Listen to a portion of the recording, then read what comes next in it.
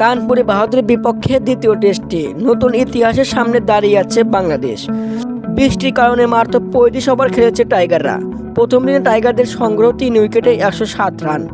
বৃষ্টির কারণে দ্বিতীয় টেস্ট ড্র হওয়ার সম্ভাবনা বেশি দেখা দিয়েছে। ম্যাচ ড্র হলে বাংলাদেশের ইতিহাস গড়ার হাতছানি হয়ে যাবে। ভারতকে হারাতে পারলে তৃতীয় দল হিসাবে নাম উঠবে বাংলাদেশের। এর আগে ঘরে মাটিতে ইংল্যান্ড ও ওয়েস্ট ইন্ডিজের কাছে হেরেছে ভারত। এরপর আর ঘরে মাটিতে টেস্টে হারের দেখা পায়নি কোহলি রোহিতরা। শুক্রবার কানপুরে গ্রিন পার্কে টস হেরে প্রথমে ব্যাট করতে মাত্র 26 রান জমা করতে 2 ওপেনার ফেরেন সাজঘরে। তৃতীয় উইকেটে 51 রানের জুটি বাঁধেন ক্যাপ্টেন শান্ত ও মুমিনুল হক। দলীয় 80 রানের সাজঘরে ফিরেন শান্ত 31 রান করে।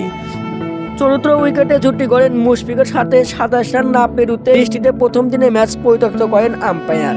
মুমিনুল অপরাজিত রয়েছেন 40 রানে আর মুশফিক রয়েছেন 6 রানে। মুমিনুল যদি হাফ সেঞ্চুরি বা সেঞ্চুরি করেন তাহলে টেস্টে প্রথম বাংলাদেশি হিসাবে বিশ্ব রেকর্ড গড়বেন মুমিনুল।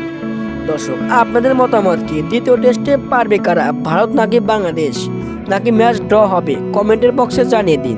ধন্যবাদ।